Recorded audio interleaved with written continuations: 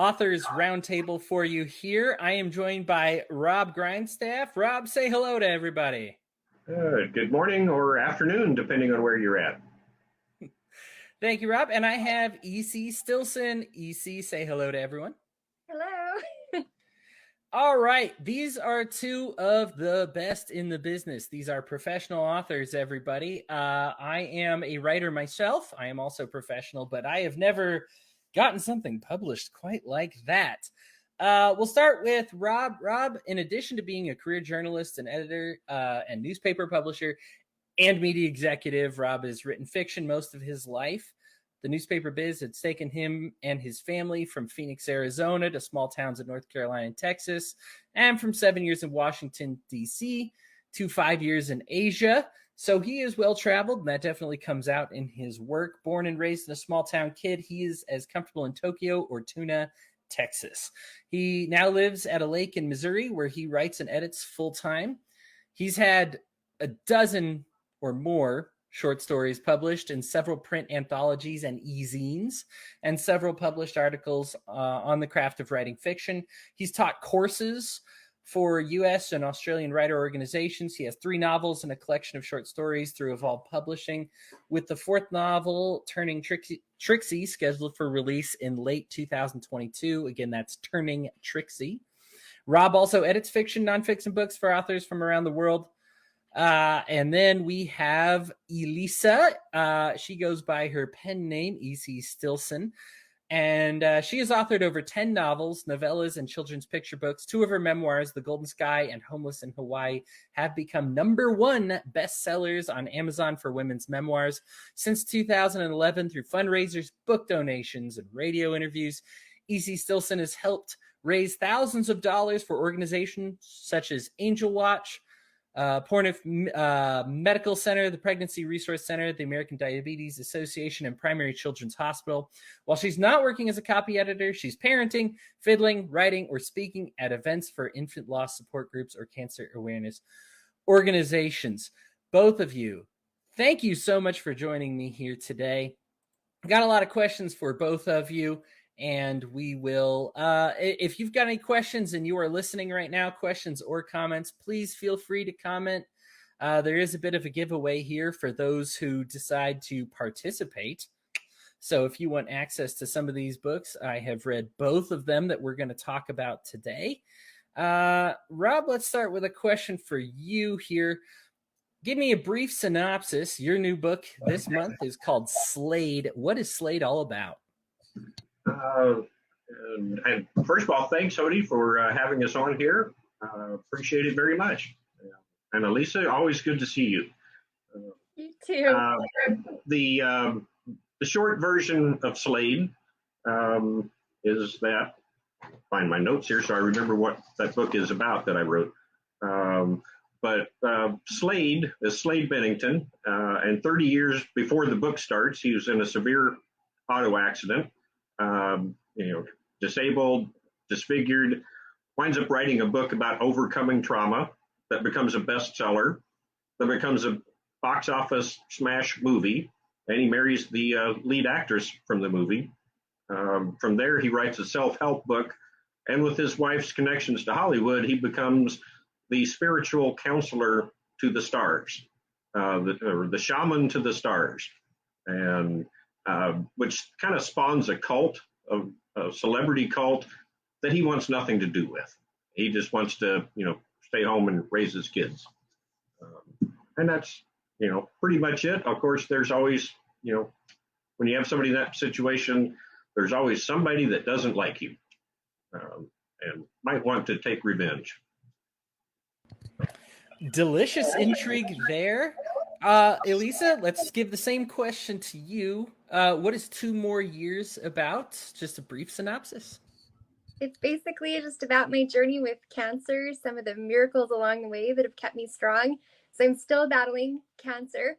And like you said before this started, spoiler alert, I'm still alive. But initially diagnosed in 2020, the doctors gave me 2 more years to live. And Rob actually is the amazing editor for my book, and he helped come up with the title. And yep, that's what my book's about. Awesome. Well, congratulations. We're glad to have you here. Um, all right, so I want to go back and forth with you both here on your novels. I want to kind of rotate, you know, author information and what your book is about here. Um, so Rob, what is your usual creative process? What's a day like in the head of Rob Grindstaff? Oh, you really don't want to go there. That's scary in there. Um, Whoops. yeah, no, it's I think every writer has their own individual process, but there's always some similarities as well. With me, what usually happens is a fictional character shows up in my head and won't shut up until I sit down and start writing their story, and I don't even know what the story is about until they tell. Um, and then sometimes it works as a story, sometimes it doesn't, but that's kind of how the process starts. Now, how it usually early morning or later in the evening is when I spend time writing. Um, and so I've got most of the day in between to do something else, which used to be a day job. Now I'm writing and editing full time. So, um, but the process, once you get it all on paper, what you've got is a giant lump of clay that you have to keep refining and get some trusted readers to like Elisa was one of the test readers or beta readers for Slade to come and tell you if you've got an idea that's going to work or not. Awesome. Elisa, we'll go to you. Um, so you wrote this while you had cancer. I'm familiar with the writing process enough and know that I'm barely making it as is. How difficult was it to get anything done, especially a novel, when you're going through all this? Well, I've had days where it's been really hard to, I had this massive back surgery. They had to remove a really big tumor. They actually took out an entire vertebrae. And so I've had a lot of time where I couldn't really walk, and it was a really big struggle. But then I would just sit in bed, and almost all of my memoir was written on my phone. And sometimes I would just talk to text, and really it's like free counseling. So I feel like everybody on Facebook, they've been psychologists for me. But that was the writing process for me, just kind of getting my feelings and experiences out and then just posting it to Facebook. And I ended up pulling everything off of there. And then just Rob was really instrumental in helping me with editing it, because I honestly, when Evolved picked it up, I just kind of felt like I was to the point where I couldn't do a lot more. I was just so tired. But yeah, he just really polished it and made it shine. So Awesome. Cheryl, fan of yours. I followed her on Facebook. She's touched everyone who's known her. Can't wait for her book. Again, oh, that is 2 more years. It is, having got a peek at it myself, I actually did finish it. It is, it's sometimes inspirational. It's sometimes, you got to wait for that inspiration. There are certainly moments of, you get all the ups and downs in it. That's for sure. Rob, so your background's in newspaper journalism. Mm-hmm. Somebody who started off reading Slade would probably be surprised by that because the style is very unorthodox. This is not like reading an average novel. How is writing newspaper journalism different than writing fiction? Um, well, I'll use Slade's a quote from Slade where he said the difference between fiction and nonfiction is that fiction has to have some truth in it. So that's my sarcastic remark, but I'm quoting Slade, so don't blame me for that one. He said it, I didn't. But it's two completely different styles of writing. But on the other hand, journalism, when I went to journalism school, was hammered into us to write tight, to say things succinctly, to structure it so that each paragraph, this paragraph leads to the next one, and you keep giving more and more information as the story progresses. And there's a lot of lessons there for fiction writers. Sometimes when we write fiction, we like to get very flowery and descriptive and go off on long tangents, and sometimes that can lose the readers. So I think in my case anyway, and that the journalism style of writing can work for for writing fiction or creative nonfiction like a memoir. Just succinct and to the point. Get the information out there. Don't overdo the writing. And I forgot who it is. There's a famous writer who said, if you're a writer and you write something and it sounds like writing, rewrite it. You don't want it to sound like writing. You want it to sound like, people talking, people thinking, and not overdo the prose to try to make it look or sound like you went to college or something. Yeah, no, that's for sure. I agree. It's something that's supposed to be fun. It's supposed to be engaging, and I was very amazed by both of you how neither of you had walls of text that I'm used to getting, especially on social media. And I feel, hey, if I can keep my attention through a whole Facebook post, people have done a good job. But you're not challenging the readers. It's moment to moment, certainly for both of you here. You both have audience questions, and I'm going to get to those. We'll start with one for EC here. All right, you got a question from Julie. How did your writing help you cope in your daily life activities and all the ups and downs? Oh, there were definitely some times where I really felt weak and just kind of needing to feel that validation that it's okay not to be strong all the time and to really just face what I'm going through.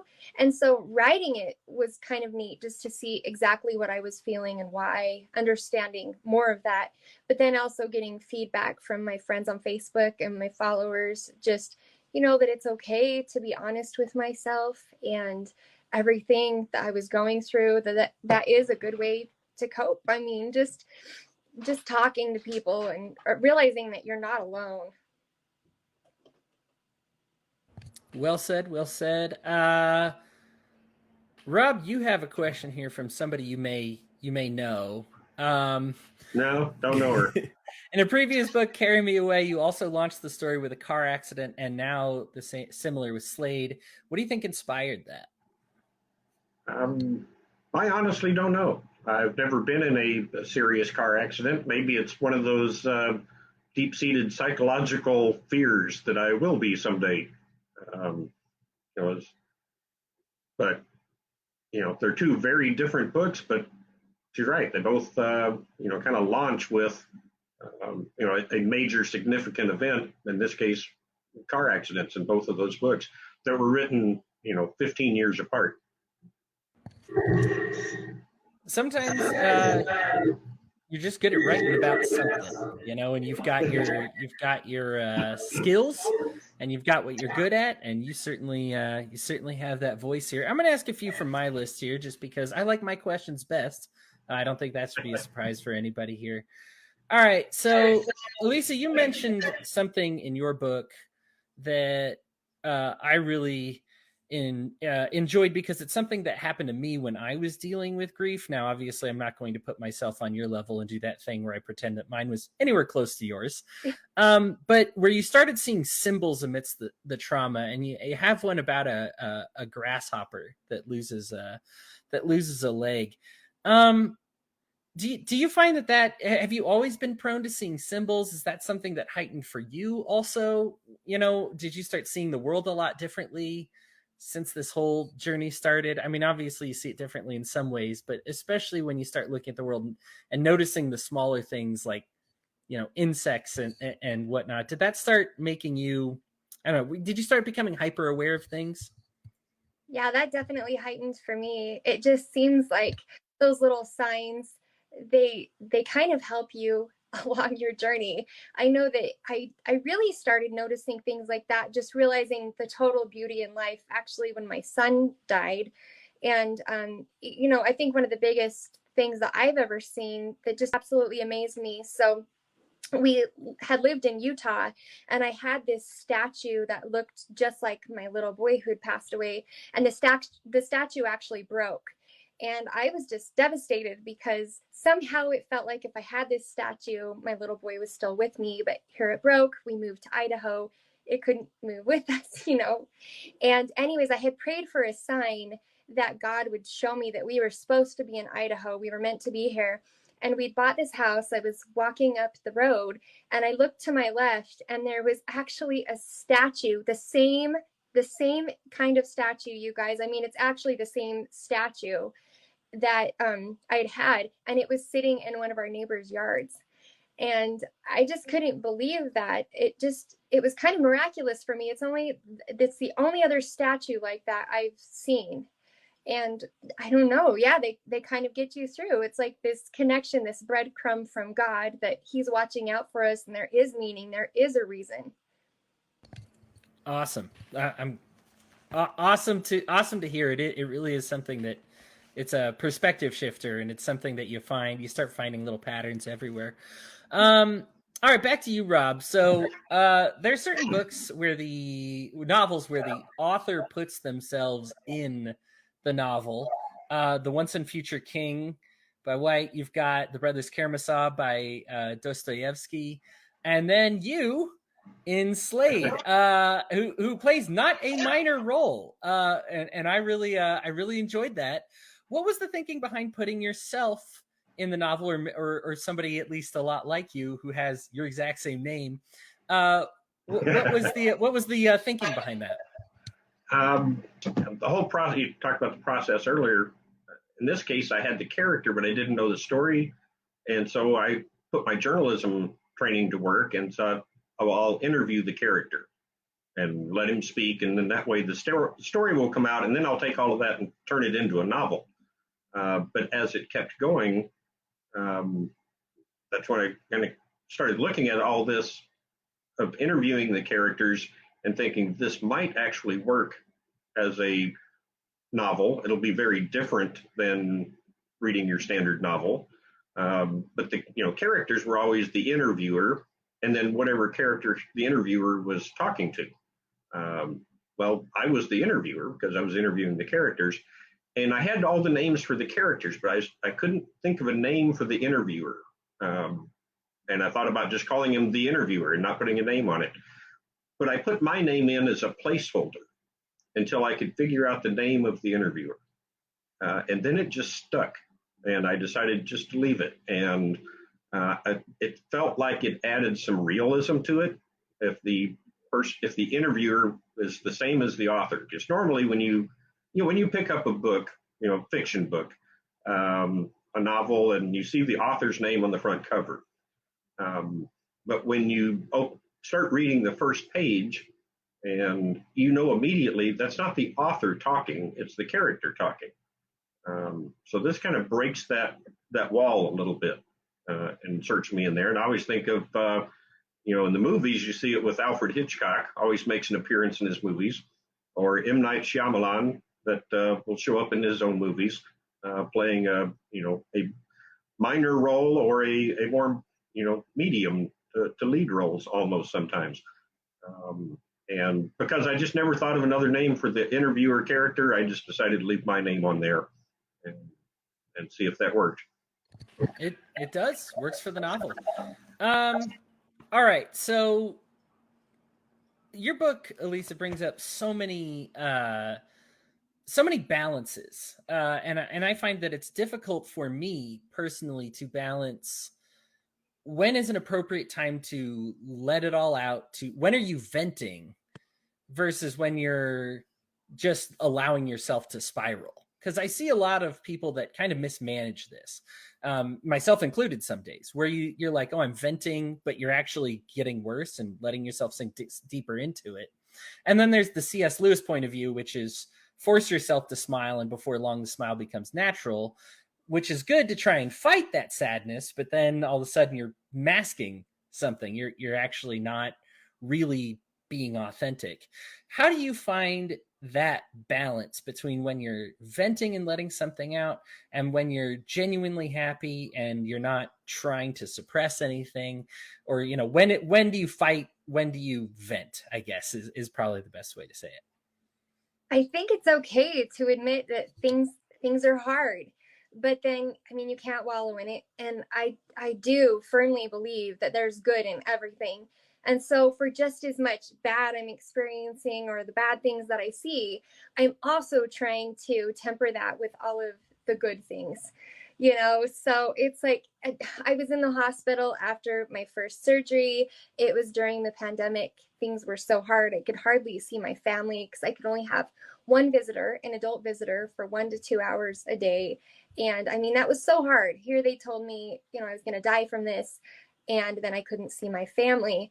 And so I'm trying to find the good in this. Well, the good in that specific situation was they let my husband bring my violin in. And so I was trying to think of a good way, something that I could do that would make this whole situation better. And for me, at that exact moment, it was to be able to play my violin for the other patients. And that's what I got to do. And so even though, I'm dying, I can still find something good to make my life matter and to have fun with life still. I think you can always find the good. And so I think that's what it is acknowledging that it's hard. Sometimes things are really rough, but then still having that strength and that perseverance to say, do you know what? I'm going to find joy in this no matter what, no matter how hard this is. I'm not going to let this situation get me down. My disease will not define me. Awesome. Rob, you have a character in the book named Danielle, a psychologist. She kind of talks about the unintentional psychology of Slade, and I find this is very fascinating when you're scripting a character. We as human beings are always, everybody contradicts themselves. We all have like an idea of what we want to do, and we don't live up to that on the day to day.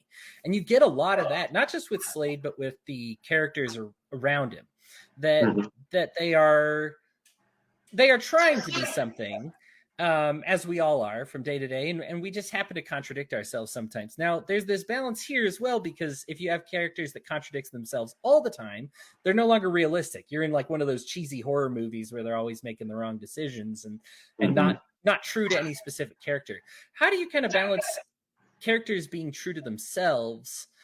Do you flesh them out psychologically and just kind of identify times when they would act irrationally or things that irritate them? I guess your process there as far as fleshing out characters. Yeah.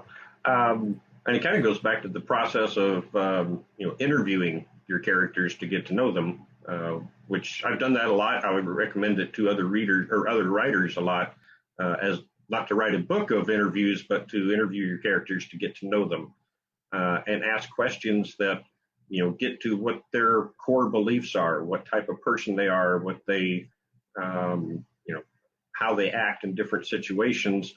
And then you can find those spots where somebody acts slightly out of character, or disagrees with whatever their moral code or their psychological makeup is, but it's still within the normal range for what a person does. Because as you said, we don't always act exactly the same every day. We don't always live up to our own principles and beliefs. And sometimes you lose your temper or act irrationally when normally you try to be a very rational person. So it's got to be within the character's ability and not seem so out of character that the reader goes, well, why would this character do that? They wouldn't. So it's it's a balance. But yeah, as you say, they can't swing back and forth constantly, and act in ways that just don't connect and make sense from one scene to the next. But if they always act one way and then something happens that causes them to act out of their own normal character, in a believable way. I think that makes for more believable characters because nobody acts exactly the same all the time. It is. You end up making kind of Borgs of people if they're too consistent. That there's just no, they become inhuman and they're not very readable. It's one of those things that I feel is for me. I'm a writer and not an author for this very reason. I get to have a brief snippet of time as opposed to these long moments. It's just so much to flesh out. It would take so much more time, and that's why it's so impressive that you do what you do. Let's go back to Elisa here. So you share a lot of moments of now most of the callousness is unintentional, right? But moments from your family where there's just, as a reader, of course, I side with you because I'm walking your shoes. I can't believe they would say something like that, and of course they don't mean much by it. Or there's these moments at the same time of this unintentional sainthood, something very simple. They didn't do it to try and become a saint. There are these tender moments that are really they're very personal, very sensitive. How is it that you balance that, or I guess it's not even balance, how is it that you write about these kind of intensity, knowing that you're kind of opening a wound for the whole world to see and share in and kind of judge along, these family members and friends and close acquaintances of yours, and of course you want people along for the journey, but the way this is so unscripted almost, that you write the moments that most people would keep private. How is it that you do that, and what are kind of the challenges when you say this probably should or this probably should not be included? Yeah, some of it can be really hard. Writing memoir is not easy. I really found that with my first book, The Golden Sky. And I think the thing that was so tough about that was it was actually my journal. So I wasn't just putting things on Facebook that I knew people would read. It was actually just writing in my journal about my son and everything that happened with his death, and sometimes people could be really, really cruel. I had people tell me that if I would have had more faith, my son would have been healed. I mean, just different things like this. But I've been very honest and amazed with how kind people have been, that even with that vulnerability, I think that they find a commonality in that this is what they felt, or things that they've experienced from family members or friends or acquaintances. But my brother calls them ticking time bombs, because sometimes I've written about people in my books and they haven't read the books, and then years later they will actually pick up the book and then send me a message and say, hey, I can't believe that you wrote this. And I won't even use their name, but they know, they remember the situation and what happened. But then it's been really kind of beautiful to see how we've kind of moved past things, or people have said they were so sorry that certain things happened. They've grown from the situation or grown up from years past. But I do kind of dread sometimes, people either know that they've been really amazing in my life, and I've written these beautiful things about them, or if we've kind of had a hard situation, then they've read that too. And so it has been hard. I think the term ticking time bomb is really apt. Yeah, I'm glad it's your life to manage. That's well, and I appreciate you sharing it. Like it's some I think I get the most out of these moments because people need to see them, and they're real, right? Like these aren't characters that are invented because they're fun. This is things that you do, and I think at various times you see myself, and I try to put myself in your shoes as as a reader, but then I see somebody else's point of view, and I'm like, oh man, they didn't mean it. They didn't mean that. Like, can they get a do over on this one? And along that same theme, Rob, I'm going to go back to you here. How you are? This is Slate is a very fun book to read. It's very entertaining, and that's it's gripping beginning to end. For me, it was a day, a reading session, and you're entertained by it. How much does storytelling interfere with the fun? How much are you writing for other people's entertainment, and how much are you writing for your own entertainment? Is there a balance there? Is there a, hey, I'm going to take today and do audience entertainment? Is there a, I'm going to take today and do my entertainment, or make them true to the characters? How does that work? Well, starting with just storytelling, I was talking to somebody yesterday about the storytelling idea in general, and I firmly believe that how everybody has a story to tell, right? And everybody has a creative imagination, and everybody thinks about, I should write this down, or somebody should write this down for me if they don't like writing.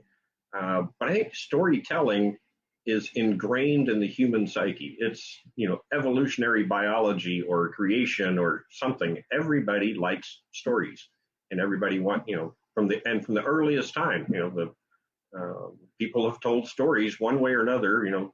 The cavemen sitting around the fire told stories about Grok and the mammoth he killed earlier that day with a spear. And that became the earliest entertainment, was sitting around at the end of the day telling stories about what had happened, and maybe embellishing those stories, and created the first fiction. And so may have gotten so far afield I don't remember your question, but the storytelling process of, whether it's for my own entertainment or for someone else, I have to tell the story that I want to tell, and then I try to make sure or find out if it's something anybody else would be interested in, as well. And if not, then that story may just wind up on a shelf inside my computer, and never see the light of day. And that's where some trusted beta readers or test readers come in handy. Like, Elisa and a handful of others that got to read a first draft of Slade, because it was so different. I had no idea if I should just throw it out or start over or rewrite it into a standard novel form, until I got some feedback, which was, no, let's give this a try in this interview format. Other stories I've written, and sometimes I can finish it and go, well, I liked writing that, but yeah, I'm not releasing that into the wild. Nobody ever needs to see that. It's, just not a good story, or whatever the case might be. So I think if there's a book out there that has never been written that you wish somebody would write, then it's your job to write it. And that's kind of how I look at it. We'll see if readers respond to it, but I have to write what I have to write, and then I try to make sure it's going to be of interest to somebody besides just me. Otherwise, I'm telling a story in a cave, and there's nobody else in the cave. Right, writing with no audience, just doing it for yourself, which has its moments. But obviously, if you're going to publish as you have and have it be successful, then probably want to keep in mind that there's somebody on the other end you're speaking to. All right, I asked my questions. All right, audience, I know you love your questions the most, so I'll get to yours. I appreciate you indulging me there. This one's from Julie for you, Elisa. Have you ever thought about writing another person's story, since you've been writing memoirs, with maybe something that's familiar to you, with a life of sickness that is incurable, or maybe something completely the opposite, depending on why you would write another story. So take that one for us. Yeah, so I've had a few people actually reach out to me and ask if I would ghostwrite their stories, and that's been hard for me, because I would have to be so passionate and also have to really understand what they're going through. But one of the people who I've seriously considered this for, she hasn't asked me, but my Aunt Jackie. She just tells the most hilarious stories. She is so funny, and she's also endured a lot of hardships. But I just don't know if I could fully embody or do justice to her story. And I've actually just been encouraging her to write everything she's been through. But yeah, so I've thought about that with her, but I think it would be really difficult. They always say, write what you know, and it's so hard to get in somebody else's head and know exactly what they're going through. Yeah, I appreciate that honesty. There are some things that I just straight up can't write, and I will have to admit that, because me trying to write it, believe me, it's painful. It's probably something you can craft or workshop a bit, but when you have a story as strong as yours, asking to go outside the wheelhouse, it's like asking Babe Ruth to knit instead of hit home runs. You're like, well, it's perhaps possible, but I don't know if that's what we want to do here. Yeah, let him do what he's made to do here.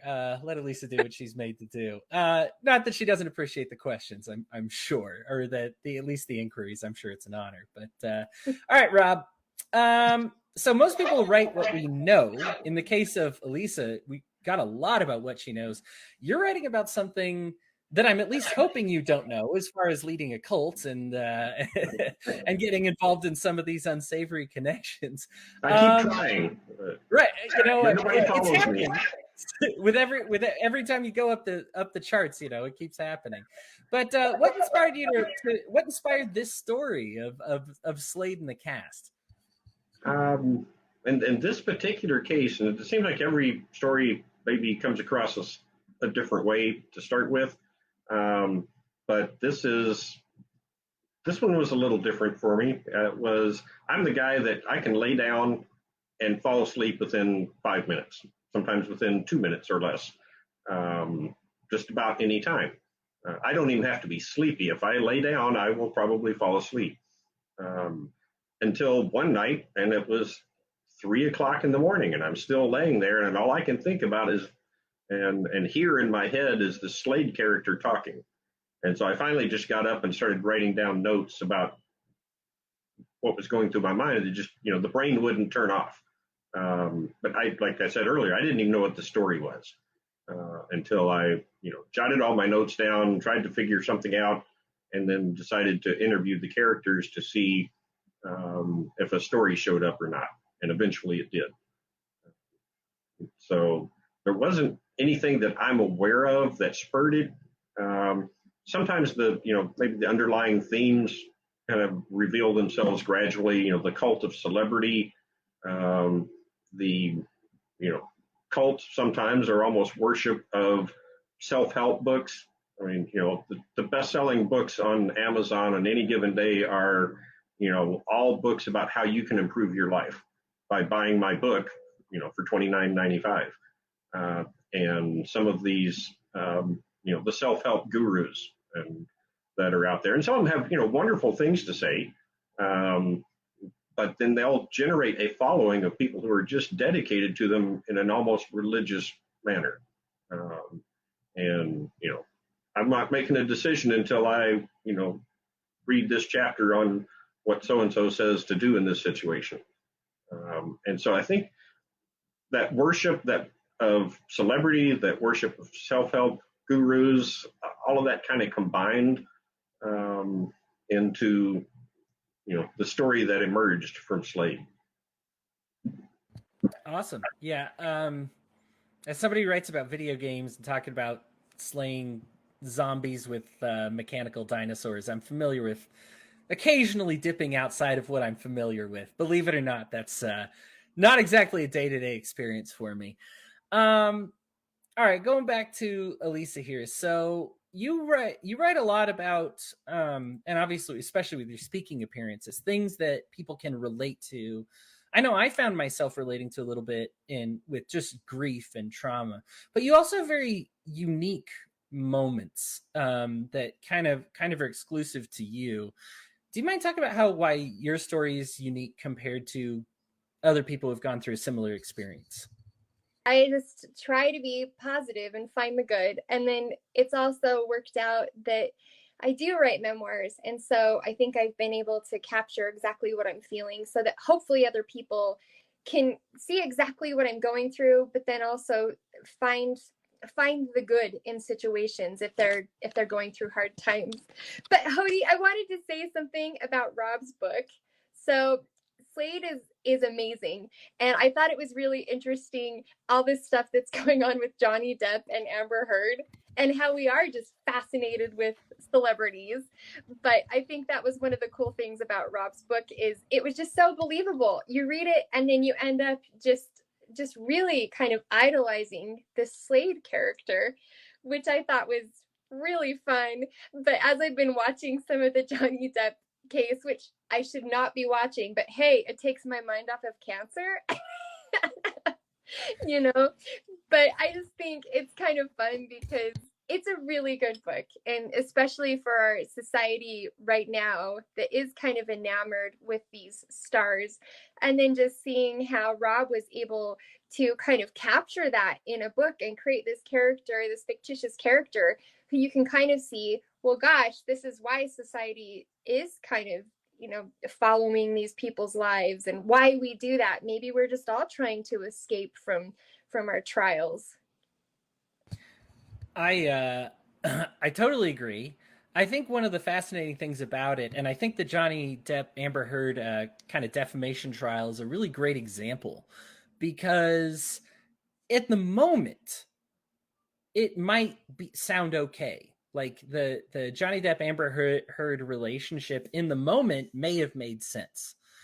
When we have the opportunity to remove ourselves, as Rob has as an interviewer, right, from the situation and say, hey, read this on the trial or, read this on the stand, it sounds absurd, right? It sounds like nobody would ever go for this, right? But that's not, and I think that it's interesting to put yourself there, to kind of try to transport yourself to saying, what was going on that would make someone stick around when somebody is getting high or pooping in your bed or shattering things or saying that they'll burn you alive? Like, these are things that actually happen in the trial, and you just say, how did you stay in this relationship?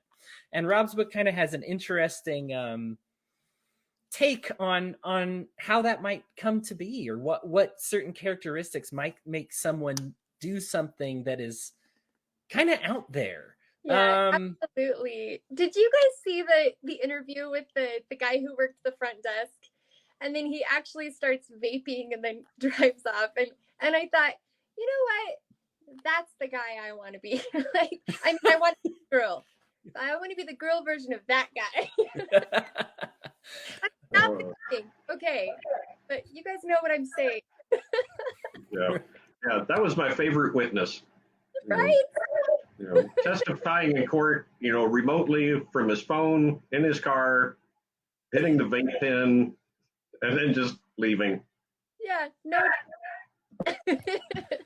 He's like, this is not going to knock me off of my day. I still got to get groceries. So, tell you what, Judge, I can pen you in for about 5 minutes, but that's all I'm going to do. Rob, do you have any response to that? And did you have any comments about Elisa's book?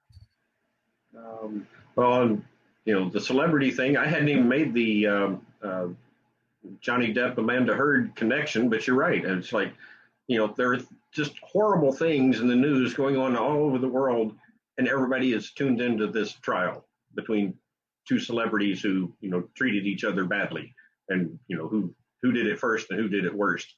And I think there is some escapism to that. I mean, you can only read about the real awful things going on in the world for so much of your day, and you need an escape. And I think that's part of it.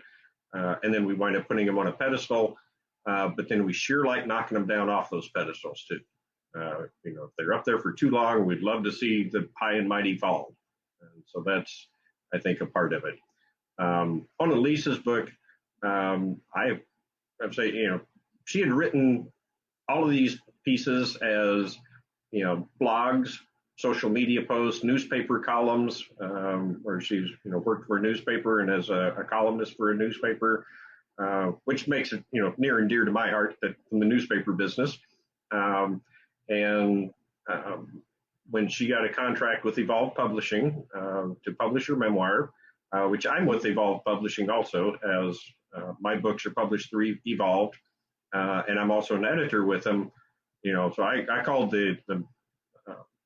texted the owner manager of Evolve Publishing and said, if you take her book on, I want to be the editor for it, because I'd read enough of her social media posts that I was familiar with it. And then she gave me all of these stories and said, how do we turn this into a book? And I read through them and I said, yeah, I think this is going to be the easiest editing job I've ever had in my life. Let's move a couple things around. Let's fix a comma. It's good. I mean, these had mostly been published already. And so, it was polished. It was just a matter of, how do you stitch together, all these different pieces that have been written over a couple of years. And like I said, that was one of the most pleasurable editing jobs. If anything can be pleasurable about the situation. But it was just so much fun to work with Elisa on, pulling it all together, and, making it all into one single unified book. But yeah, that was easy. It was inspiring to read and heartbreaking, and all of the things you would expect from the topic she covers. Yeah, certainly. So, with that in mind, Elisa, what do you want readers to kind of take away from your book from 2 years later? I think really just that they're not alone, that all of us have hard times, and we just have to strive to find the good and just kind of make it through the best that we can. And I've had a lot of people say, even my close friends, that they don't want to call me with the problems that they're facing because they feel like what I'm facing is so much worse. But I mean, my gosh, if somebody is having a hard time, they're having a hard time. I mean, you think about depression, for example. I mean, yes, they haven't had to say that they're terminally ill, but I mean, depression is a big deal. And so just to know that our feelings are valid and that everybody has hard times. I mean, despite how positive I can be. I mean, there are days that are really, really hard. So I hope that people will just understand that they can still get through no matter what they're facing. Like in my book, when I just randomly went skinny dipping. I think sometimes you just have to do things to pull yourself out of the moment just to make life good. We're only here for a certain amount of time, and my gosh, we better make the most of it. Yeah, it's interesting. One of the things that I took away with the title even being 2 more years is it's like what you do when you know you have 2 more years left. And for me, I probably have like 30 more years left. But am I gonna it does the knowledge that I have 30 more years left hamper me in the sense that I am not filling every day with anything until it's too late, whereas this kind of you gain this forced perspective. I think some days you wake up feeling, seizing the day. Some days you don't. But after reading, 2 more years, it's like, oh, I really need to be seizing more of these days that I'm missing. Um, that there's kind of these moments that you just say, I need to be making as many of these moments as I can, as opposed to just being forgotten, to my own fault because I just didn't cram any intensity into any given day. Um, Rob, so you've got a good short story collection coming up here called the June Bug Gothic. Now, do you mind telling me a little bit about the title and what do the short stories have a theme, or are they just all short stories from you? Yeah, the our publisher, Evolve Publishing, decided they would like to collect some of my short stories that I've written over the last 10 years, I guess. The ones that are worth putting out there. Most of them have been published before in magazines or websites, maybe websites that nobody ever saw. Those sorts of things. So there's a few that I always thought were good enough to send out into the public, but never found a home for them. And a couple of new ones that wrote just for this. And so, pulled them all together into a collection. They're, as far as the genre or what style of writing, they're kind of all over the map. There's actually a genuine horror story in there, which may be the only one of those I've ever written. And there's others that are, kind of weird, but maybe not really horror stories. And then there's, sweet love stories and, you know, um, everything from, there's the one where it's the couple meets at a speed dating and fall madly in love. And then there's, the story where they discover that, if you know, reattach the head, it really doesn't help solve the problem. So it's a real wide variety. But the running theme is, in general, because I'm from the South, I'm a small town Southern boy, the stories are mostly set in the South. Or if they're not set in the South, they are uh, characters who are from the South who have gone somewhere else. For the most part, there's a few exceptions to it. So I've always kind of considered myself a Southern writer. The title, Junebug Gothic, Southern Gothic is a particular genre of Southern literature, kind of that Southern weird, which a lot of my stories probably fit into that. And Junebug, there's several stories reference June bugs, the insect, because they're set in the South. So there's June bugs everywhere. And then there's a character. In one story, the story is titled Junebug, and that's the character's nickname. Uh, so it just kind of came up, all right, we'll call it Junebug Gothic. So I said they're written over several years. They're different styles, different genres, but they do have that, one underlying or undercurrent that they're all tied to the South in one way or another. Awesome. Very appropriately titled. All right. So if you are listening to this, you have a chance here to ask a question of these authors here. They are published. They are bestsellers. They are doing well. They are headliners. If you have any questions for them, this is your chance. So I'm gonna give a couple more questions here before we wind it down. But if you had anything we didn't get to, listeners, please go ahead and let me know. All right, going back to you, Elisa. So let's talk about the future, which we all hope you have. Is your cancer in remission? What are your plans for as you've battled melanoma? Like, what's the perspective future look like so far? Are you making plans for the future? Are you letting the future come to you day by day? This question's gonna usually what's your plans in the future is a little less intense a question. For you, this is deeply intense. So what are you looking at doing in upcoming? What's on the horizon for you? So I'm still battling cancer. It's just taking it a day at a time. The cancer in my back is getting a little bit worse. I just got news that the cancer that's in my thoracic spine, which is the upper portion, that's actually getting a little bit better, which is amazing. But right now, the doctor has just said, this is what I'll die from unless they find a miraculous cure. And if not, I'm just trying to make the best of the moments that I have. And so they've said that I could have up to 10 years. I mean, we just don't know. But I mean, the fact is nobody really knows how long they have anyways. I think so often about that man. I went to church and there was a guy behind me who, everybody was praying for me, and he came up and was so kind to me. And then he actually died in a freak accident that week. And it was just such a moment for me to just kind of come back to say, oh my gosh, none of us know how long we have. And I've told so many people. And, one of my cousins, I was talking with him about this, and he actually booked a trip to Italy. And he's young, he's in his 30s, but he's decided that he really wants to go to Italy, and he put things off. I put so much of my own life off, just thinking, oh, I'd wait to do this or this until my kids were grown up. And now that I'm finally to the point where my kids are starting to get a little bit older, my oldest is 20 and my youngest is 12. And we just don't know how long I have. So all of this putting things for later, waiting until tomorrow, it's like, no, I need to do things now. And I think that's something that all of us should really live by. So my plan for the future, I don't know. I might go skinny dipping again.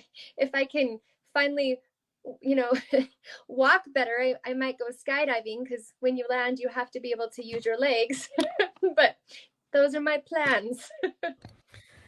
Those are honestly, we're just happy to have you for the day. I'm sorry about the news that you got.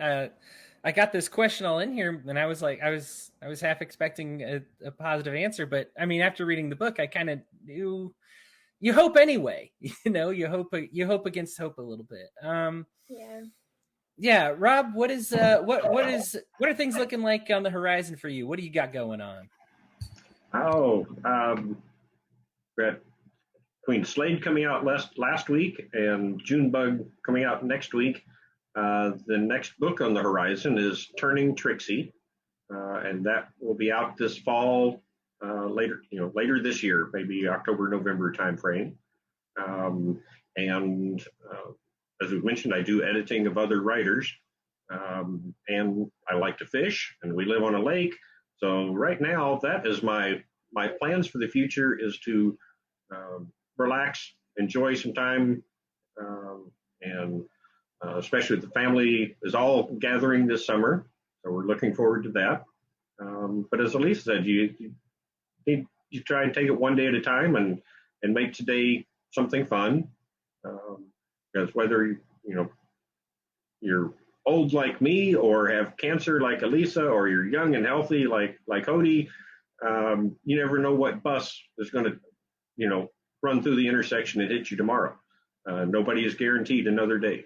I think that's one of the biggest things that I took out of Lisa's book was nobody's guaranteed, uh, another day.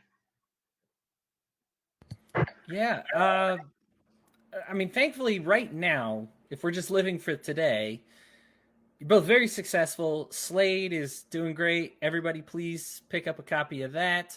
And then you've got 2 more years. Again, that is Slade by Rob Grindstaff, and 2 more years by I keep calling you your regular first, E.C. Stilson. And you'll be able to find those. You won't have any problem looking them up and ordering them because they are all over the place. They are doing really well, both for very good reasons, both for very different reasons. I got to be honest, this is one of the most difficult interviews that I've done because both of you have such depth and such variety. There's a lot of a lot of different experiences going on. The books are obviously different. Your writing styles are obviously different, but that's the beauty of writing, is that everybody gets something out of it. There's something for everybody. It's like toppings on a pizza. Everybody's going to love something. It's just a matter of finding the something that's made for you. As long as it's not pineapple. Yeah. Let's get that debate started, right? No, that's not a debate. You are correct on that one. That scientists are going to prove that pretty soon. That's just bad.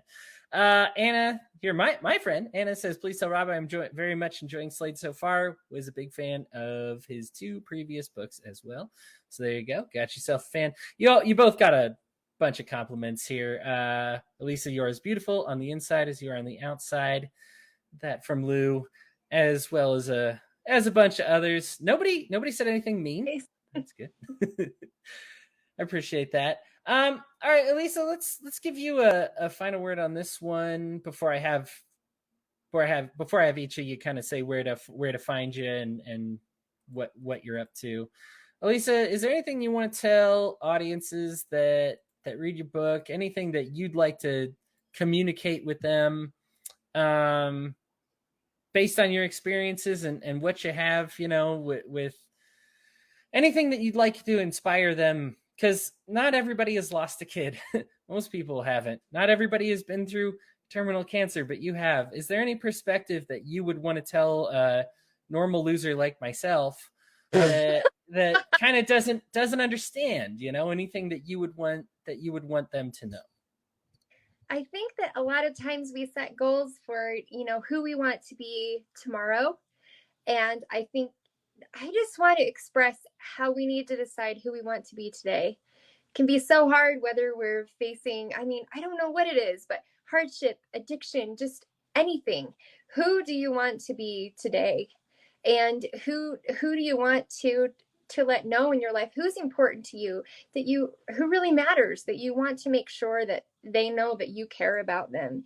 If you have anything in your life where maybe you're not getting along with someone, or you haven't been able to forgive somebody, I just think it's so important to just decide who you want to be today so you can leave all that baggage behind and just be happy with your life. There were so many times where I took my health for granted. Maybe I'm watching Netflix or doing some stupid thing instead of being out hiking with my kids or something like that. But I just, it's hard because you can look back and regret these things. But I'm just really grateful that I didn't die in a car accident or something like that.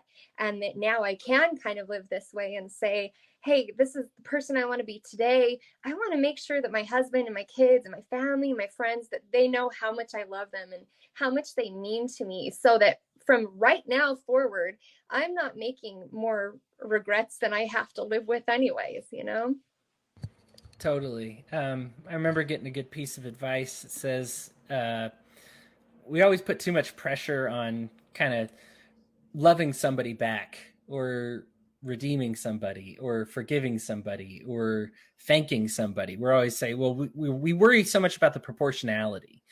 And there's a lot of things. It's like, look, I'm never going to repay my mom. Like, that's it. It doesn't matter.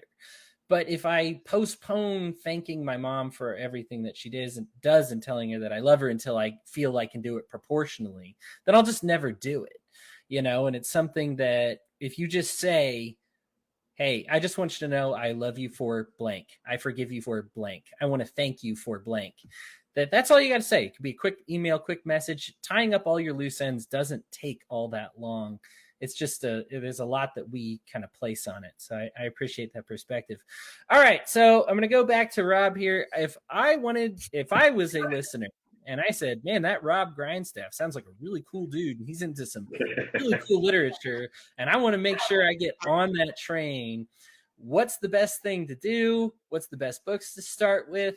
How could a listener help you the best? Where do I follow you? Do I get you on social media? Do I buy all your books and obsess about them? What's the right thing to do?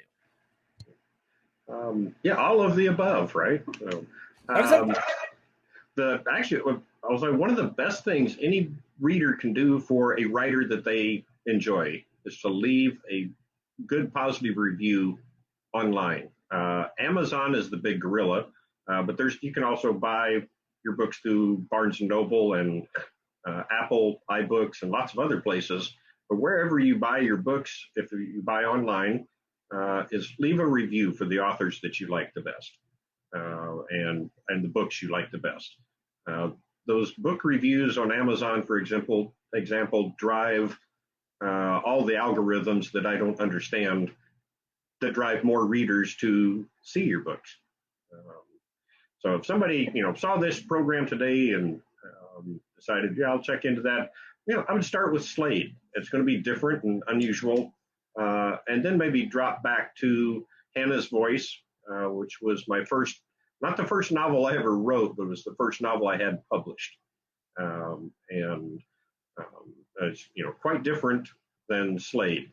Hannah's Voice is more of a standard narrative telling of a novel that you're familiar with. Carry Me Away came out just shortly after Hannah's Voice, and be watching for Junebug Gothic next week, and Turning Trixie this fall. You can, as far as where to find the books, again, any of the online retailers. If you go to Amazon, for example, and just search for my name, or you can go to robgrindstaff.com, or you can go to our publisher's website, where you can find both Elisa and me, and that is Evolved Publishing, and that is evolvedpub.com. And they have lots of other books besides the two of us, but we don't care about any of those others. We only care about Elisa and me right now. So you were the two that showed up. You got the top billing from me. Yeah, no, I appreciate it. Rob, you clearly, I think with all of your literature, put a high value on readability and entertainment, and it's not a slog. A lot of times you pick up a book, and I love Atlas Shrugged, but there's times when I'm like, all right, I got to be ready. I got to, whereas Rob's got the kind of literature that gets you ready. So it's good stuff. Everybody, if you're listening to this, again, leave a good review if you've read his books. If you haven't, go pick up a copy of Slade. It is unlike anything you probably have read. I know it was like that for me, and I have read quite a bit. So go ahead and do that. Elisa, how do we follow you? How do we like you? I heard your stuff. I love it. And now what do I do with this new knowledge that I have found?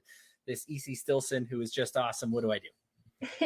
So my blog is ecwrites.net, and or you can just find me on Facebook just under EC Stilson. Yeah, and I think, if you're looking for a more sobering experience to really make you realize to appreciate your life, I've written 2 More Years or The Golden Sky. And if somebody's looking for a read that's maybe a little bit more fun, this is a whole nother topic, but I was actually a homeless street musician in Hawaii when I was 17 years old. And so there's another book I've written is Homeless in Hawaii, and that one's a little bit more fun. But yeah, so that's where people can find me.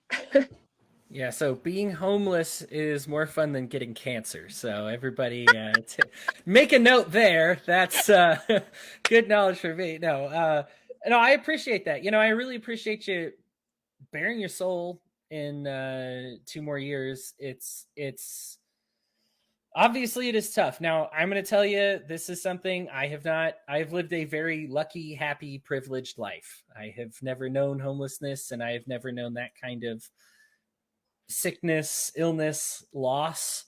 But there are certainly things that you will be able to relate to in this book. I know for me, you might not ever say, well, you might be like me, and well, you'd be like, this reader, I just feel bad. This writer, I don't know what to do.